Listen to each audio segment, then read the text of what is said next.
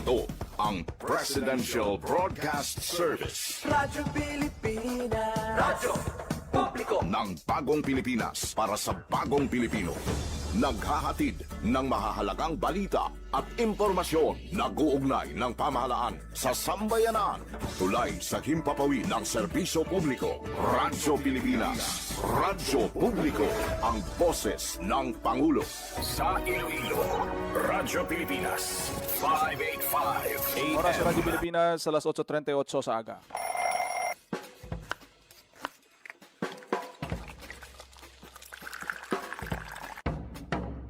Aga sa Iloilo. Masako. Magahod. Mapagsik. Panibagong adlaw pagkatapos ng paghuway sang gabi antes. Bag-o nga paglaom. Isa naman kapag himakas sa matahong nga palaaputon. Iloilo Morning, ang programa nga kaupod ninyo sa pamahaw kon aga.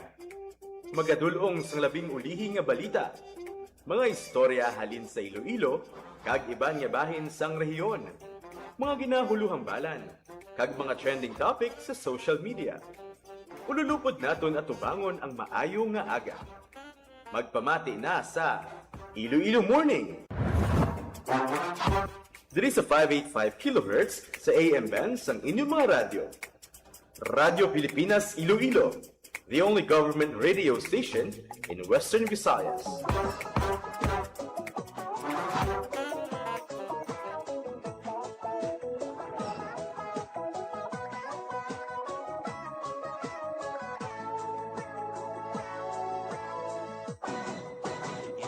Ngayong aga Pilipinas, good morning liwat Western Visayas. Welcome sa Iloilo Morning Program. Subong adlaw sang Huwebes, August 13, 2026. Hay Inday. Kumusta sa aton sinipinalangga nga mga tagpalamati din mga mga bahin sang syudad kag probinsya sang Iloilo. Maayong aga sa inyo. Kabay pa nga Mapunggan manghay. naka-recover na kamo sa maulano naton nga panahon subong adlaw ti medyo nagtupa man ang pag-ulan pero hindi pareho sa nagligad nga inadlaw pa do wala gid pahuway. Liba ang imo nga supat malapor sila na. Sa aton siniya padayon nga pagpangalaga diri sa aton sini nga programa, madamo kita sa mga talalupang don nga mga balita para sa inyo.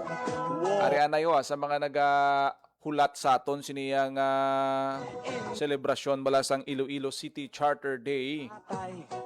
Nagpapanaog sang Presidential Proclamation number 1388 ang Office of the President o ng Malacañang Palace nga nagadeklara sa adlaw sang Agosto 25, Martes ina siya sa dason nga sinimana bilang special non-working day in the city of Iloilo. Panglakat matakugang mo. Non-working day amuning kaundan sang sining Proclamation number 1388 wala trabaho ang holiday ini siya no, non-working day as declared sang aton siniyang Office of the President. Yeah. Pamangkot ni naligad si Mayor Raisa Trenyas sa presscon kon madeklara nga holiday ini ti ari special non-working day in Iloilo City under Proclamation number 1388 series of 2026. Madamo sa mga nakalinyada nga mga aktibidad subong sa siyudad sang Iloilo, month of August diri gina sa ulog ang ang Iloilo City Charter Day. Kag actually ang iban nga mga activities nag-umpisa na. Ang imo nga supat malapor Mayara sila. kagapon sang expo sa aton siniya pila ka mga Kay gali na gumbang. Wow. Yeah.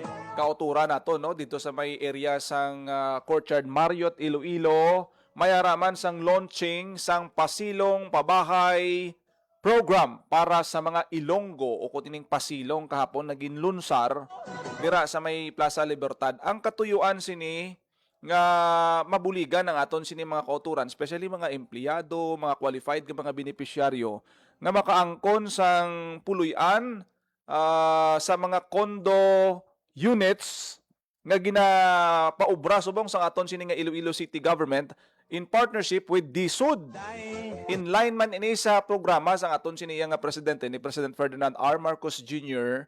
nga matatagaan bala sang disente nga pabalay ang aton sini nga mga workers, ang mga empleyado halimbawa sang Iloilo City Government, mga uniform personnel, lakip ang mga manunudlo. Suno sa kay Iloilo City Mayor Raisa Trias pwede maka-avail sang sining oportunidad paagi sa pasilong program sa diin nga ining mga units nga ginapaubra subong sang Iloilo City Government sarang ini nga maistaran sang aton sini nga mga kauturan sa mga kwalipikado nga mga benepisyaryo kag matagaan sila sang kahigayunan nga maangkon ini paagi sa paghatag sang bulanan nga pagbayad kiti para mamurumag-an bala hindi nga bayran mo dayon o kamakal daan subong halimbawa pangita ka sang ilistaran diri sa may syudad sang Iloilo maboard ka diin pa nga mga areas no so paagi sini may kahigayunan ng aton sini nga mga empleyado, uniform personnel,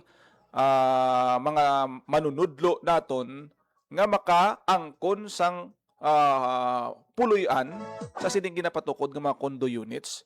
Di mamag-ana, 1,000 tubtub 2,000 ka pesos, ibuhin kada bulan, di ta magsala, labot sa 20 years of payment terms ini. Abot kaya ang presyo sa siniya nga mga housing units nga pwede ma-avail sang aton sini nga mga kauturan sa Pamilyang Ilonggo Program o kung pasilong program sang Iloilo City Government na ginlunsar kahapon nga adlaw. Dito sa Plaza Libertad, adto dito si Mayor Raisa Trias sa diin nga kahapon ginpangunahan niya ang distribusyon no sang pag-award sini sa pila ka mga nauna nga mga benepisyaryo kag may mga ginapatukod pag subong nga dali na lang matapos.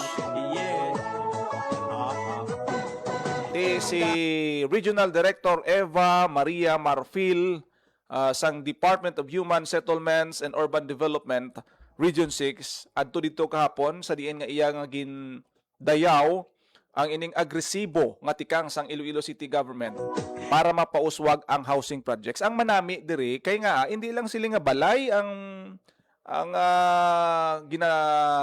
patindog sa aton sini nga syudad sang Iloilo kundi damo mga programs sa mga maga-star dira no hindi lang nga sila nga matuto kada sige okay na nga may hiligdaan sila may istaran sila kundi may ara sing mga damo pagin mga programa halimbawa ara ang livelihood nga content sang sini nga programa ang training education may scholarship pa ini nga aspect na nga gina-offer ang aton Iloilo City Government basta wala lang sang sa aton siniya nga mga kauturan nga makabenepisyo kay ang hambal sa aton siniya nga alkalde kahapon nga hindi lang balay ang aton ginapatindog kundi komunidad.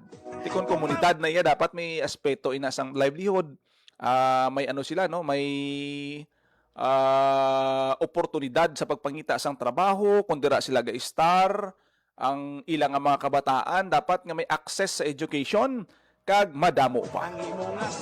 Ipalayag naton bala ang aton sining o kunang mensahe sang alkalde sa ginpatigayon kahapon nga launching sang sining pasilong program sang Iloilo City Government. Si Iloilo City Mayor Raisa Trias. Si Regional Director Eva Marfil. And that is why Pasilong or the Pabahay sa Pamilyang Ilonggo Housing Program is all about. In its first year, Pasilong has already assisted more than 2,000 Ilonggo households and families. And today, we are opening even more opportunities. We have the Uswag Residential Complex and the 4 PH condominium units in San Isidro, Haro already available. Ang commitment sa aton nga mga contractors after concrete pouring last May or June, after 11 to 10 months, maka-deliver na sila sang 2 ka units duha ka buildings, no? Ang isa sa San Isidro naton, amo ina ang aton condominium. Ang isa ang partner naton with DSUD, ang Iloilo Residences. Amo ina ang rental for personnel, hatagan din naton person kay para masigurado nga ang inyo nga ginabayran sa pila ka adlaw inyo na. Kung more than 20 years, less than 5,000 siguro a month ang inyo nga balayran. Sa 28 square meters nga balay. Lataon nyo ni karon, pwede na loftable type. Kaya ang inyo nga 5,000 sa pila ka adlaw, inyo na ang balay ay siguro, kung karenta ka mo, diin pa kadto ang inyo renta. But with this one, nagabayad kita pag-ibig. Ari di naton partner sa pag-ibig fund. Nagabayad kita sa pag-ibig naton monthly. Dara na makadto ang aton nga renta, rent to own condominium units, paagi sa aton pasilong program in partnership with Iloilo City Government. Nag-allocate man kita para sa mga marginalized. But it is also time to give opportunities to our working class. Sa mga Ilonggo nga nagapangabudlay para sa ila pamilya, pero hindi pa makasarang magpatindog sang ila kaugalingon nga mga balay. Ang pasilong goes beyond housing. We are also strengthening communities through livelihood, support, community organizing, access to basic services, and assistance in securing land tenure. Ngambal ko ang tanan naton nga relocation sites, kung may open spaces, butangan naton sang mga talipapa centers, butangan naton sang barangay health centers para safety man sa sang community. Nagpa-identify na ako dito sa San Isidro, sang area kung diin kita maka livelihood facility plus barangay health center para sa safety man sang community. Ginala Nabatihan si Iloilo City Mayor Raisa Treñas sa siyas nga mensahe kahapon nga adlaw sa launching sang pasilong program sang Iloilo City Government. Kung tanawon mo, magkadto ka da sa may San Isidro, kaya aratang daw damo gid ka mga unit subong nga ginapaobra sang Iloilo City Government. Kung di ta magsala, daw iyon sini ang kontraktor. Kag iban pati daw lapit na lang mahuman kay suno sa kontraktor sa feedback kay Mayor Raisa Treñas nga in 10 months base i-deliver na ini sa Iloilo City Government bot silingon nga kung ma-deliver na ini kompleto na ini no human na ang unit na furnish na may kuryente may tubig kag pwede na nga maistaran no kung ma-deliver na pwede ka na diyon ka move in as long as qualified ka so kung gusto mo nga mag-avail, kadto ka sa Iloilo City Government, ara na ang ICLO office. Sa imo ka gayon, mata ko galiliba. Ang imo nga Ang manami sini kay damo pa sang masunod nga mga condo units nga pagapatigayon ng Iloilo City Government.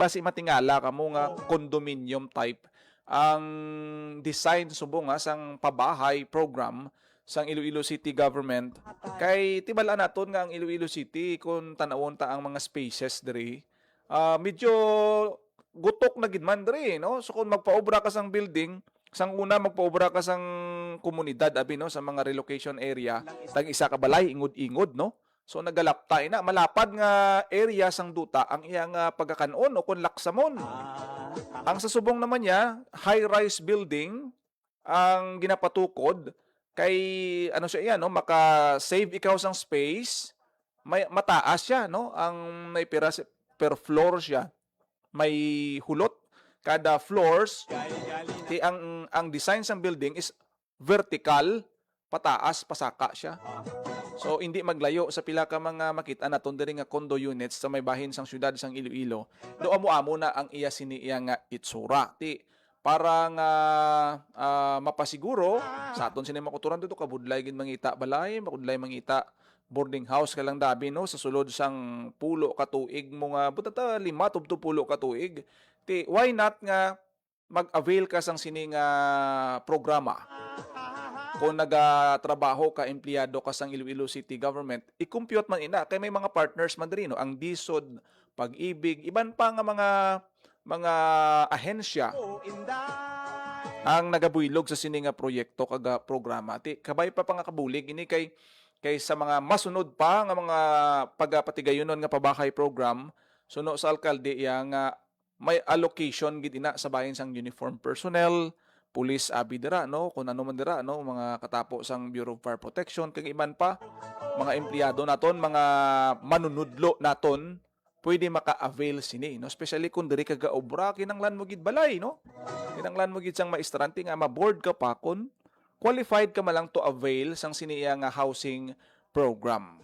Si Tutok gatulog ang laway. Di kundi manami kag dako ini nga pulig sa aton siniya nga mga kauturan sa idalom sini gina plano sang city government nga hindi lang community, hindi lang condo units ang arada. Butangan ta talipapa, butangan ta merkado, butangan ta sa mga services, playground sa mga kabataan, livelihood program sa mga pumuluyo nga naga-star dira, may section, may area nga pwede sila makabaligya da kung ano ang ila sini nga mahimo. Halimbawa, ara ka sa food, mineral water, talipapa, baligya utan kag kung ano pa nga kinahanglanon kay siyempre kung damo da sang maistar diin pa na sila mangita sang pagkaon, sang kalanan, sang mga raw materials, karne, isda, utanon, siyempre dira sa palibot sang sini nga mga community. So kung tan-aw naton nga dako gid ini nga proyekto no, hindi lang housing ang tutok sang Iloilo City Government kundi bisan pa livelihood, paghanas sang aton sini nga komunidad sa mga maga-star sa siniya nga mga condo units naton si kadamo sang programa, kadamo sang mga ginalook forward sang aton siniya nga syudad sang Iloilo in partnership sa DSUD kag sa vision man sang aton siniyang administrasyon sa pagpamuno ni President Ferdinand R. Marcos Jr. nga pabahay para sa pamilyang Pilipino. Tidaw bati ko sa kay Councilor Miguel Treñas nga daw naka-purchase na ang city government sang 20 hectares para sa kasubong sini nga proyekto pabahay program para nga sa masunod sa future makapatukod pagid ang aton siniya nga Iloilo City Government. Damo pa din mga areas no sa syudad sang Iloilo nga pwede mapatindugan sini no. Diri sa San Isidro may araman nga ready na. Ma-occupy na dugay-dugay. Ang dugan ko inda. Kag sa iban pagid nga mga areas diri sa may bahin sang syudad sang Iloilo. Oras sa Radyo Pilipinas, alas 8:56 na sa pagpangalagad sang programa Iloilo Morning. Salamat gid sa inyo sini nga pag-upod kag pagpamati sa tanan naton nga nagaupod sa aton sini nga FB Live. Salamat gid sa inyo sini nga pag-upod kag pagpamati. Wala na kita tiyempo diri sa aton sini pagpangalagad. Ako na gid lamang inyo alagad kada aga, Junel Baclay. Mayong aga Pilipinas. God bless Iloilo. Radyo Pilipinas. Radyo Publiko. Radyo Pilipinas. Ang inyong tulay sa himpapawid ng serbisyo publiko. Ang Presidential Broadcast Service, Radyo Pilipinas, Radyo Publiko. Radyo Pilipinas. Radyo Publiko. Kinilala ng pang-international at prestigyosong Asia Pacific Broadcasting Plus Awards 2025 para sa kategorya ng Government Streaming. Ito ay dahil sa epektibo nitong pagsasanib ng mga tradisyonal na media tulad ng telebisyon, radyo at print para masabayan ang mabilis na pag-inog ng mundo ng digital at social media tungo sa mas epektibong paghahatid ng mahahalaga at napapanahong mga impormasyon sa mamamayang Pilipino. Kinilala rin ang Radyo Pilipinas dahil sa patuloy na pag-akyat ng rating. Ngayon ay matatag sa pang-4 na pwesto sa Mega Manila ayon sa pinakahuling Nielsen Radio Audience Measurement Survey. At sa social media, nakamit ang mahigit 2,000% pagtaas ng bilang ng mga sumusubaybay sa Radyo Pilipinas page sa unang bahagi ng 2025. Patunay ito na ang inyong Radyo Pilipinas Radyo Publiko ay tunay na kaagapay ng inyong pamahalaan sa paghahatid ng serbisyo sa mga mamamayang Pilipino. mula sa aming lahat sa ngalan ng inyong pamunuan at mga kawani ng Presidential Broadcast Service kasama ang inyong mga himpilan ng Radyo Pilipinas sa buong kapuluan. Maraming salamat po sa inyong lahat, sa inyong pagtangkilik at pagkilala. Radyo Pilipinas. Radyo Publiko.